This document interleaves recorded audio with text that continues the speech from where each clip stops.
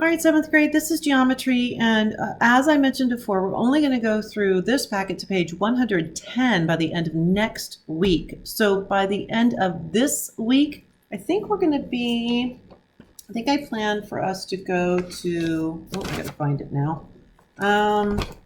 Where did I put that anyway? Oh, this week we'll get to page 105. That's my goal. So then we'll just, that'll be as much as we do. So whatever I do, you guys are just going to follow along. You're going to work on this for a bit, and then you're going to work on some Prodigy, I hope. And that's going to be your math for the day. No, it's not real long. It takes us, maybe 20, 30 minutes on math a day, but that's okay. Well, it should take us about 35 minutes, probably at least, but 20 of that at least is going to be on Prodigy, and that's a really good way to practice. And then without being there, I really don't want to go too fast or do too much to help you guys, and I definitely don't want you to get overwhelmed. So my plan is to do this a little at a time, hopefully give you guys some homework to do, and then the next day you can come back and check it, and then we'll move on and do something else. So this is yesterday's homework. And we are going to take a look at what you did. I hope you guys did something. If you didn't, then you just follow along and go ahead and work on it now as we are continuing in our learning process.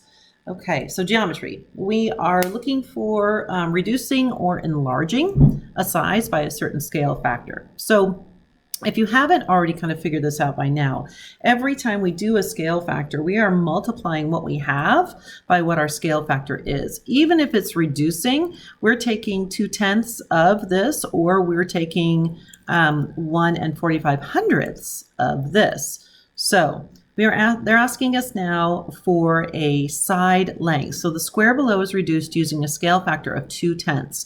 What is the side length of the new square? So we're taking this and we're trying to figure out what the new side length would be. So to do that, we are just going to, I have to turn this a little bit, take what they're giving us, which is 120, and we're going to multiply that by 2/10. And that's going to give us our new side. Oh, I didn't give myself very much space today. Okay, well, let's see. What is 2/10 of 120? So we're going to do 120 times 0.2, and that's 24. So 2/10 of 120 is 24. So our new side length is 24 yards. Okay. All right, let's look at number 5. We already did number 5, didn't we? Yeah, I did number 5 for you, didn't I? It was 5 3/10. That's our scale factor. Boy, I didn't leave you guys very much to do this time, did I? I think I figured it might have been a little confusing. Okay, so let's take a look at this one. I gave you 2 ways to solve this. You could either take half of 19.2 and divide by 8, or you could multiply 8 by 2, because we have to work with the same distance. We're either going to work with the diameter or we're going to work with the radius, but we have to choose one. So we're looking at the scale factor. So I'm not sure which way you went, but I'm going to go with multiplying this one by 2. So I'm going to go ahead and just erase this. Okay. So I'm going to make this the same so we can work with our same numbers. Okay, so this diameter right here all the way across is 16. So what we have is 19 2/10 of a centimeter, and we have to get to 16, or vice versa. It doesn't matter.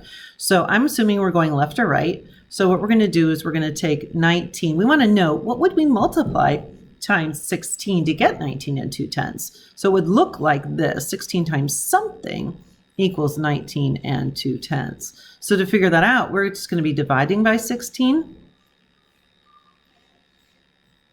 And that should give us our scale factor. So 19 2/10, we're going to use our calculator. Oops, I said times. I'm not certain why. I don't want to multiply. Divide by 16 equals. Okay, so this is 1 2/10. So we have a scale factor of 1 2/10, which means we could say that this was reduced by 1 2/10, or this one was enlarged by 1 2/10. either which way. That's what that means. Okay, so since we didn't do very much of this for homework, I'm going to go ahead and turn the page, and I'm going to start a little bit on this one.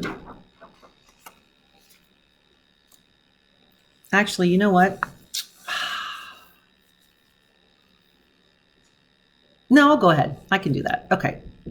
This is all about slicing three-dimensional figures. So one of the first things that we really need to know is what is the difference between horizontally and vertically. And horizontally is always left to right, and you're going to look at it like the horizon. If you've ever looked out across the water and everything sort of appears flat, I guess. If you could look out across an area where you didn't where it was just an empty body of water and there were no trees on the other side, or you couldn't see them on the other side, that's the horizon, okay?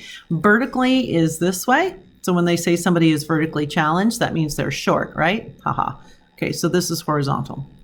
So when we make slices of things, we need to think about what is that going to look like and what shapes are we going to end up with.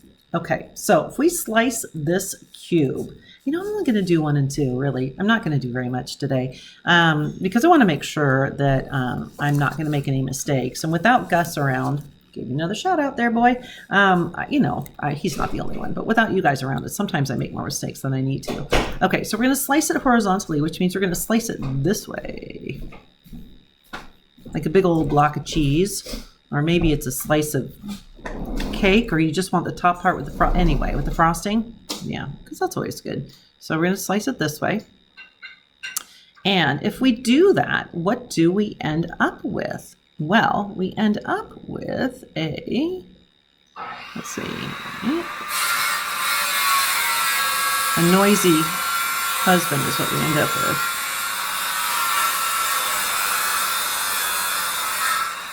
with. Ooh, look at me and my drawing. That's pretty good, even looking through the... Okay, so that's not really... Okay. All right.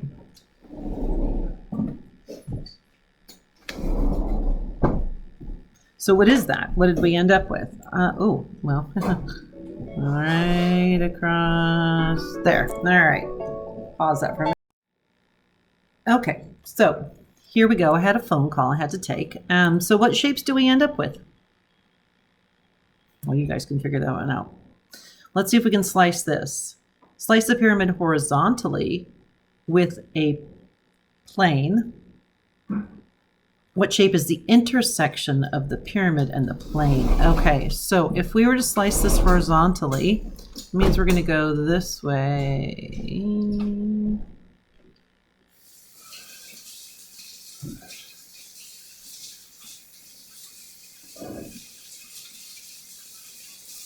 Okay, and what we need to know is what is the shape, or what shape is the intersection of the pyramid and the plane. So the intersection of the pyramid and the plane is what shape? What is this shape right here? That would be a...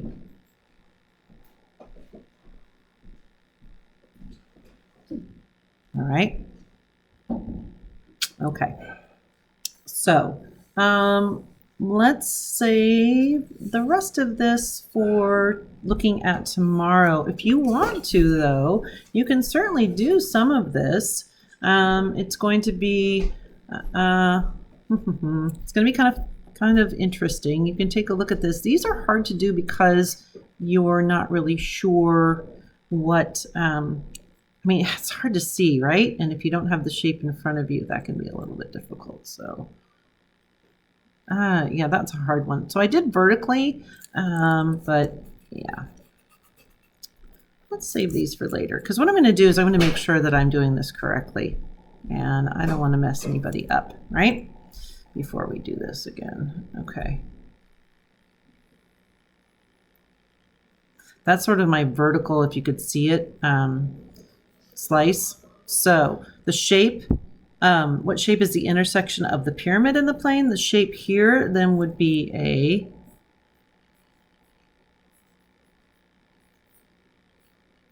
triangle. Okay. Do 4, 5, and 6 if you want to on your own. Go right ahead and see what you can find. Okay. All right. See you guys. Be kind. Be good.